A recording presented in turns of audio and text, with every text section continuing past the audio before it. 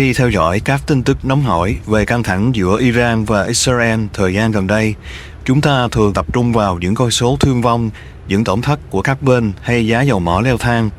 Nhưng đằng sau những bản tin địa chính trị đó, có một nạn nhân thầm lặng đang gánh chịu hậu quả nặng nề nhất. Một hậu quả sẽ kéo dài nhiều thập kỷ, ngay cả khi chiến tranh đã kết thúc. Đó chính là môi trường và bầu khí quyển của trái đất.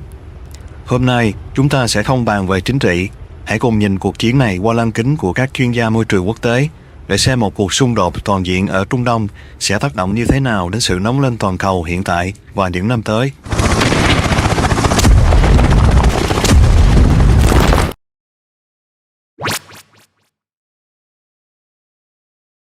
Theo nhiều chuyên gia môi trường quốc tế, chiến tranh hiện đại là một trong những nguồn phát thải khí nhà kính lớn nhưng ít được tính toán chính thức. Khi xung đột Iran-Israel leo thang, hàng ngàn chuyến bay tiêm kích rền rĩ trên bầu trời, các hệ thống phòng không như vòm sắt hay các tên lửa đạn đạo hoạt động hết công suất. Một chiếc tiêm kích hiện đại có thể đốt cháy lượng nhiên liệu trong 1 giờ bay bằng lượng xăng của một chiếc ô tô thông thường sử dụng trong vài năm. Vấn đề chuỗi cung ứng, việc sản xuất vũ khí, đạn dược và vận chuyển khí tài quân sự xuyên quốc gia tiêu tốn năng lượng và tài nguyên khủng khiếp. Lượng khí thải carbonic, dioxide xả trực tiếp vào tầng bình lưu từ các hoạt động này sẽ làm suy giảm tầng ozone và gia tăng hiệu ứng nhà kính một cách cực kỳ dữ dội.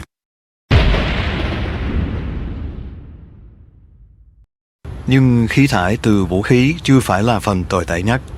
Trọng tâm của mọi cuộc chiến ở Trung Đông luôn là dầu mỏ. Iran là một trong những quốc gia sản xuất dầu lớn nhất thế giới. Các cơ sở lọc dầu hoặc kho chứa dầu khi bị tấn công, các đám cháy quy mô lớn sẽ giải phóng hàng triệu tấn bụi mịn, khí CO2, khí metan và các chất độc hại vào tầng đối lưu, làm gia tăng tốc độ nóng lên toàn cầu. Các chuyên gia môi trường gọi đây là hiệu ứng Black Carbon, còn gọi là bồ hóng.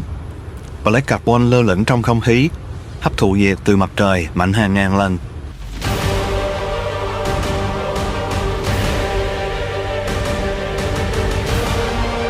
Nếu các luồng gió mang lượng bồ hóng này từ Trung Đông bay lên dãy Himalaya hoặc Bắc Cực, nó sẽ bám vào bề mặt băng tuyết, làm băng mất khả năng phản xạ ánh sáng mặt trời, khiến tốc độ tan băng diễn ra nhanh đến mức không thể kiểm soát.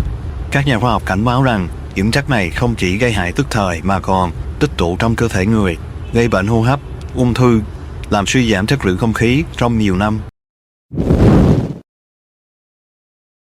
Chiến tranh không chỉ diễn ra trên đất liền mà còn lan ra biển.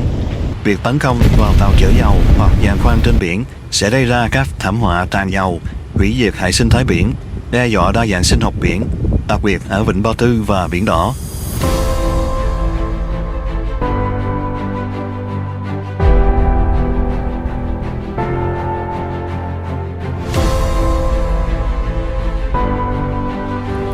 Trên đất liền, hàng nghìn công trình bị phá hủy, đạn dược và tên lửa chứa chì, thủy ngân và các hóa chất độc hại thấm vào đất và nguồn nước ngầm, gây ô nhiễm kéo dài hàng thập kỷ. Điều này tạo ra một chuỗi phản ứng: đất bị nhiễm độc, thực phẩm bị ô nhiễm, con người chịu hậu quả lâu dài.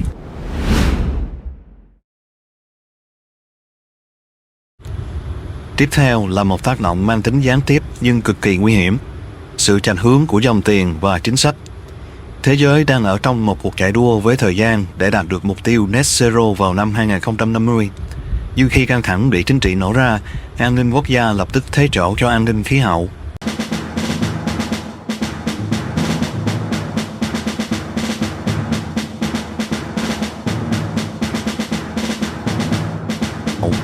Khi tuyến đường biển qua eo biển Hormuz bị phong tỏa, giá dầu sẽ tăng phi mã.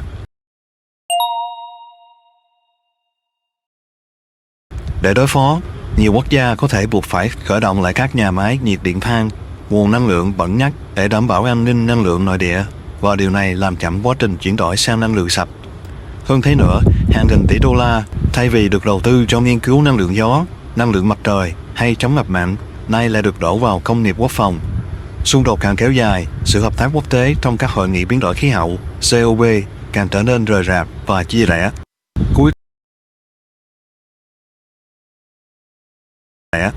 Cuối cùng, ngay cả khi hòa bình được lập lại, môi trường vẫn tiếp tục phải trả giá trong quá trình tái thiết. Để xây lại hàng ngàn tòa nhà, cầu cống, bệnh viện, chúng ta cần sản xuất một lượng khổng lồ xi măng và sắt thép. Nên nhớ, Ngành công nghiệp xi măng tự nó đã đóng góp tới 8% lượng khí thải CO2 toàn cầu. Việc tái thiết các khu vực bị tàn phá ở Trung Đông sẽ giải phóng thêm hàng trăm triệu tấn CO2 vào khí quyển, làm trầm trọng thêm tình trạng trái đất ấm lên trong ít nhất một thập kỷ tiếp theo.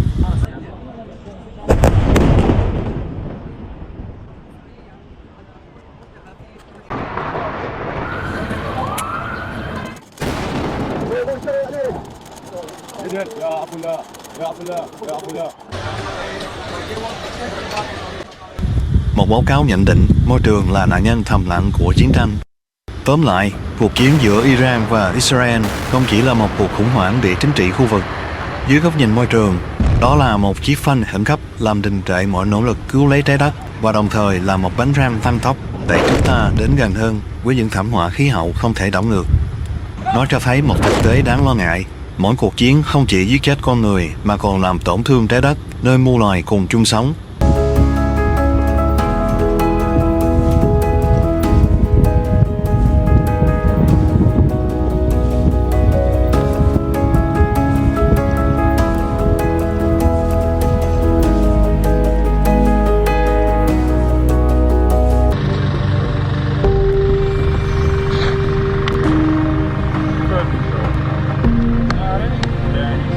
Chiến tranh tàn phá con người trong hiện tại, nhưng di sản môi trường mà nó để lại sẽ tàn phá các thế hệ tương lai. Bạn nghĩ thế giới nên ưu tiên điều gì? Xung đột hay tương lai của trái đất?